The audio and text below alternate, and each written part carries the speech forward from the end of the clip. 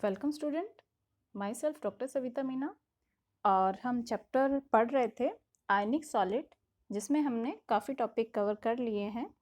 आज का जो टॉपिक है वो है चालक ऊर्जा या लैटिस एनर्जी। तो इसके बारे में पहले थोड़ा सा डिस्कशन कर लेते हैं। देखो, आयनिक यौगिकों की हम बात कर रहे हैं तो उनका जो निर्माण है उसके लिए ये कहा जाता है कि धातु और अधातु परमाणु ये पहले गैसीय स्टेट में होते हैं, उसके बाद इलेक्ट्रॉन के आदान प्रदान से ये इलेक्ट्रॉन लेकर और देकर ये धनायन और ऋणायन का निर्माण करते हैं। ठीक है, ये जो गैसीय स्टेट में आयन होते हैं ये कंडेंस होते हैं, कंडेंस होकर एक क्रिस्टल का निर्माण करते हैं। उस क्रिस्टल के निर्माण में जो ऊर्जा निकलती है उस ऊर्जा को हम कहते हैं चालक ऊर्जा। तो हम ये कह सकते हैं कि किसी आयनिक क्रिस्टल की चालक ऊर्जा वह ऊर्जा है जो अलग अलग गैसीय आयनों द्वारा एक मोल ठोस क्रिस्टल के निर्माण में निकलती है। तो एक तरह से ये उसकी स्टेबिलिटी को बताती है और आयनिक क्रिस्टलों के लिए बहुत ही महत्वपूर्ण है, क्योंकि इनके क्रिस्टलों के स्थायित्व का पता लैटिस एनर्जी से ही पता चलता है कि लैटिस एनर्जी जो है हमारे इसकी वैल्यू क्या आ रही है। तो जितने भी स्टेबल आयनिक क्रिस्टल हैं उनमें ये मान जो है वो नेगेटिव होता है। जो एंथैल्पी का मान है, एंथैल्पी ऑफ फॉर्मेशन नेगेटिव होगा, जिसको हम डेल एच एफ से शो करते हैं। और इनका जो standard free energy of formation है डेल जी, उसकी वैल्यू भी नेगेटिव होती है। ये किस केस में होगी? जब हम ये कह रहे हैं कि आयनिक जो क्रिस्टल है वो स्टेबल है। यहाँ कुछ एग्जांपल्स हैं। सोडियम लिया और ये हमने क्लोरीन लिया। ये अभी हमने बताया था कि पहले जो धनायन कहें या धातु और अधातु है, पहले अपने गैसेस स्टेट में आते हैं। तो यहाँ पर ये सोडियम लिया हमने, ये सॉलिड में है, क्लोरीन हमारे गैसेस स्टेट में है। इन दोनों ने मिलकर जब सोडियम क्लोराइड एक आयनिक सॉलिड बनाया तो उनके लिए जो एंथैल्पी का मान था, एंथैल्पीज ऑफ फॉर्मेशन और फ्री एनर्जी ऑफ फॉर्मेशन, उनकी वैल्यूज़ ये नेगेटिव में है। यहाँ देख सकते हैं ये वैल्यूज़ सीजियम क्लोराइड के लिए भी नेगेटिव हैं, मैग्नीशियम ऑक्साइड के लिए भी नेगेटिव हैं और कैल्शियम कार्बोनेट के लिए ये वैल्यूज़ नेगेटिव है। और ये अभी हमने कहा था कि जितने भी आयनिक क्रिस्टल्स हैं वो स्टेबल हैं, तो उनकी ये वैल्यूज़ हमेशा नेगेटिव होती हैं। The exothermic and spontaneous formation of ionic solid can be understood in term of hedge law cycle, जिसको हम बॉर्न हार्बर साइकिल भी कहते हैं। तो इनका ये जो फॉर्मेशन है कि नेगेटिव है, मतलब एनर्जी रिलीज हो रही है, और इनका स्पॉन्टेनियस फॉर्मेशन है आयनिक सॉलिड का, ये हम बॉर्न हार्बर साइकिल से बहुत अच्छे से बता सकते हैं। Lattice energy is the most important factor in making the formation of ionic crystal exothermic and spontaneous. Lattice energy को हम बताते हैं यू से। ये इसका हमने डिफाइन किया है।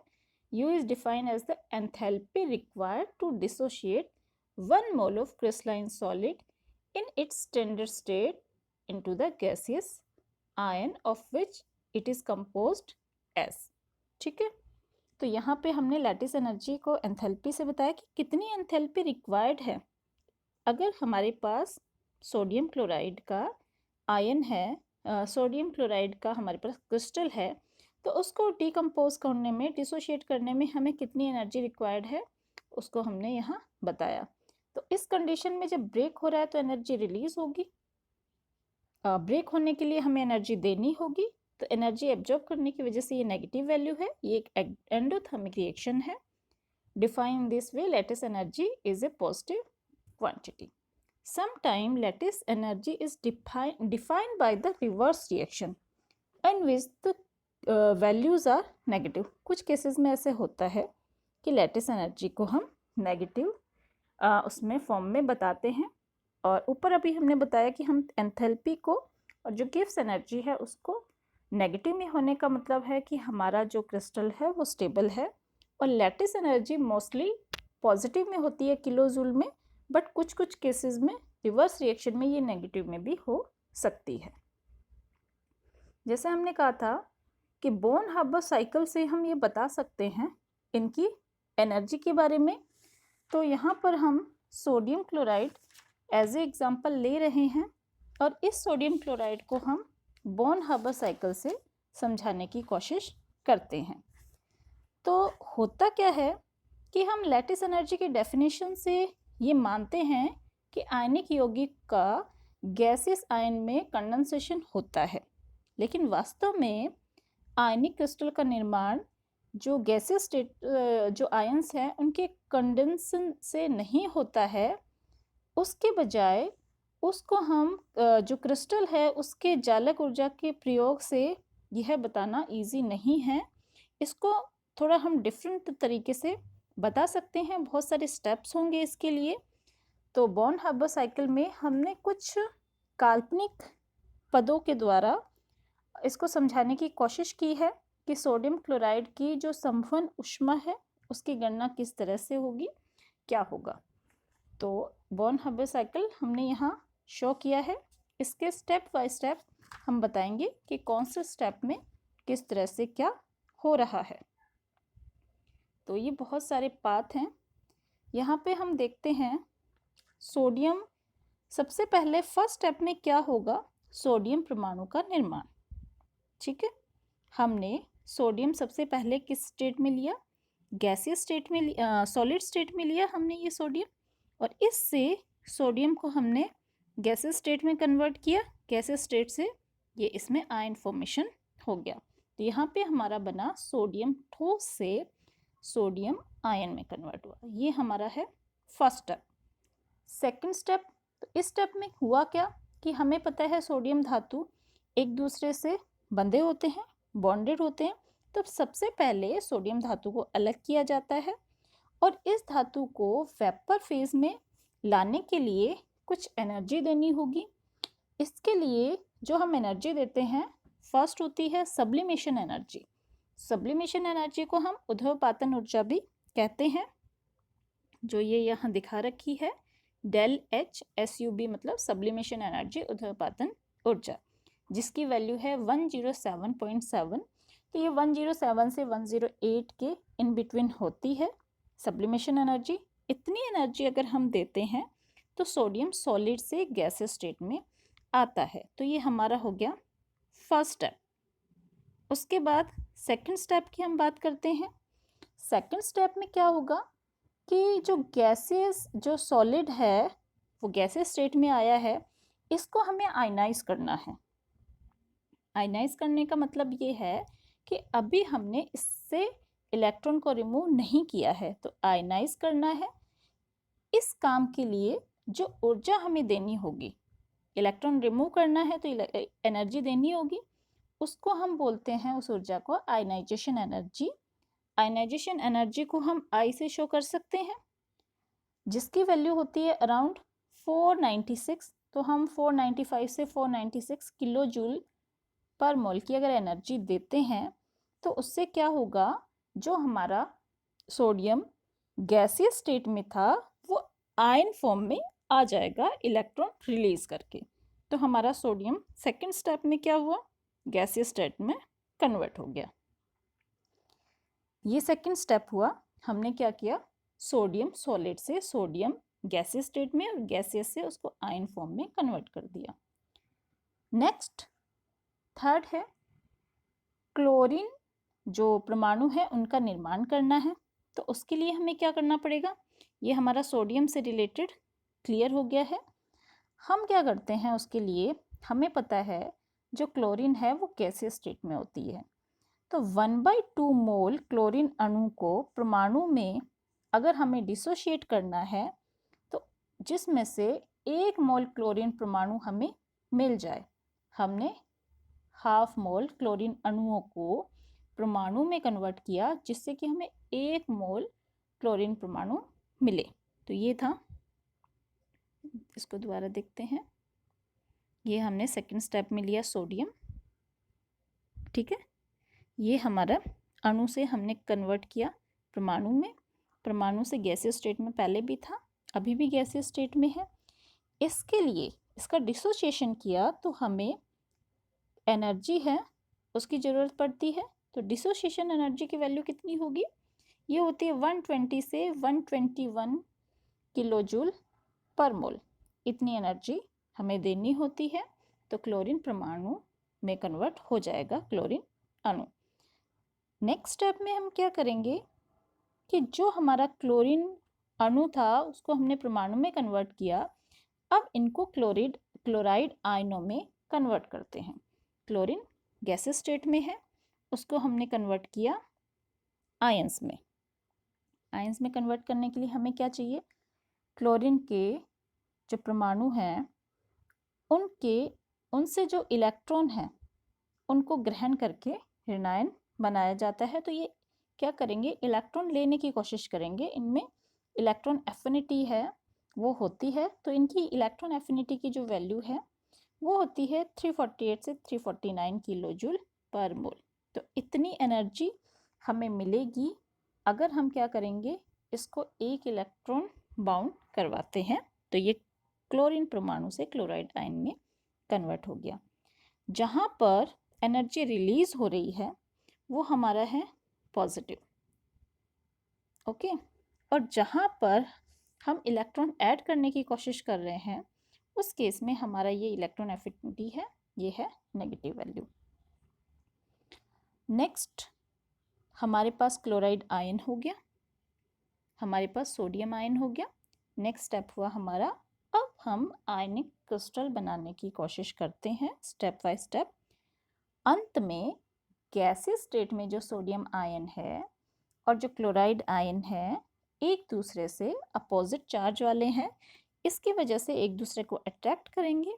अट्रैक्ट करके ये क्या करेंगे, इस तरह से यहाँ पर सोडियम क्लोराइड आयनिक सॉलिड का निर्माण करते हैं।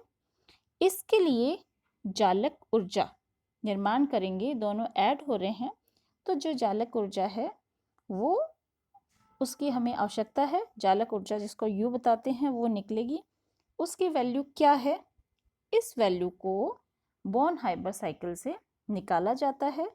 तो ये एक तरह से आपके लिए क्वेश्चन भी है कि आप ये एनर्जी निकालें, और उसके अलावा हम इससे बॉर्न हाइबर साइकिल से सोडियम क्लोराइड के लिए जालक ऊर्जा का मान निकाल सकते हैं।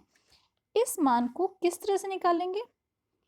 इसके लिए जो 5 जो स्टेप्स हैं, 5 स्टेप कौन कौन से हुए? एक तो जो सोडियम है ये ठोस से किस तरह से आयन में कन्वर्ट हुआ। सेकंड, जो हमारा क्लोराइड है वो अणु से कैसे परमाणु में कन्वर्ट हुआ। ये हो गया 2 स्टेप। उसके बाद इनकी सब्लिमेशन एनर्जी क्या है, इनकी आयनाइजेशन एनर्जी क्या है, इसका डिसोसिएशन एनर्जी क्या है, और डिसोसिएशन के अलावा इनकी इलेक्ट्रॉन एफिनिटी क्या है। तो ये सारे स्टेप्स हैं, इनको मिलाकर हम ये बता सकते हैं कि इनकी फॉर्मेशन जो हीट है वो क्या होगी।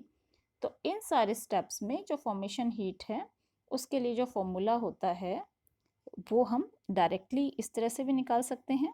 सोडियम हमने सॉलिड में लिया और ये गैस स्टेट में लिया, तो ये हीट ऑफ फॉर्मेशन हमारा निकला NaCl के लिए। इसी को हम इन सारे स्टेप से टोटल करके भी निकाल सकते हैं। इसको हम आगे डिटेल में पढ़ेंगे।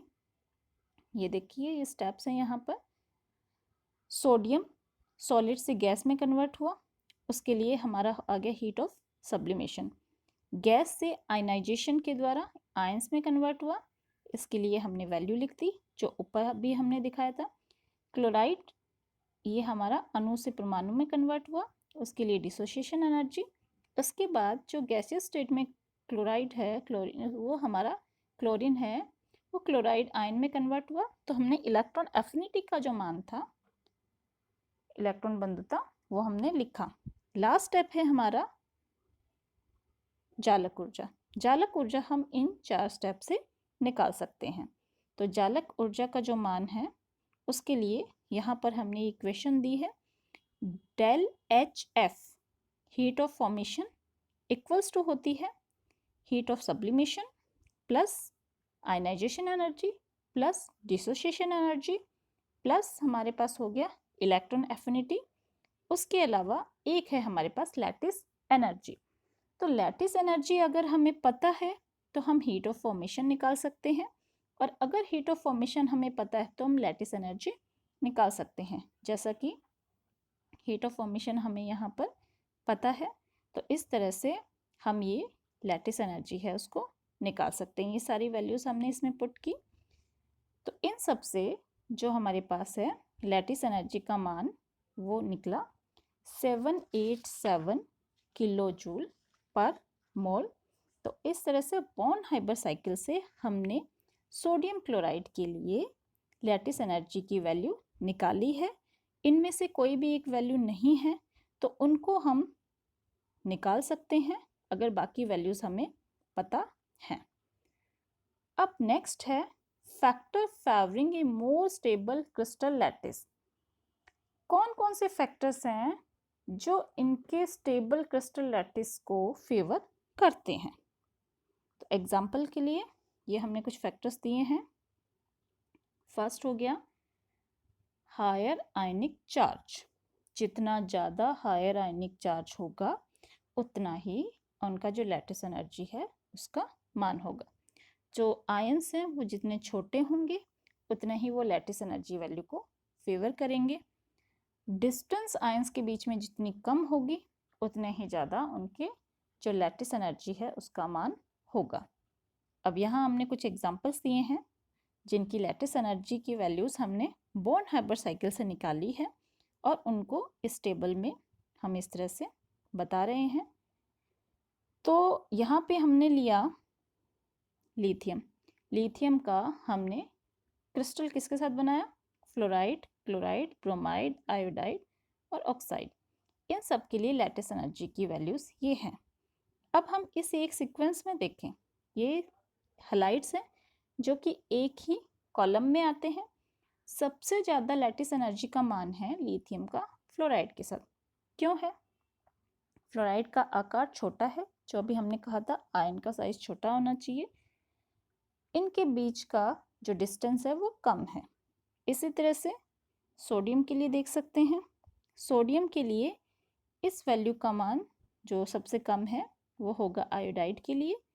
Potassium, rubidium, caesium, magnesium, calcium, strontium, इन सब के लिए ये वैल्यूज़ के मान हैं जो जिनके साथ स्टेबल क्रिस्टल बनाती हैं उनके लिए ये मान सबसे ज़्यादा सही या ज़्यादा होंगे। तो इस तरह से बॉर्न-हाइबर साइकिल से हम कैलकुलेट कर सकते हैं कि इनका मान क्या होगा, कितना होगा, किस तरह से निकाल सकते हैं।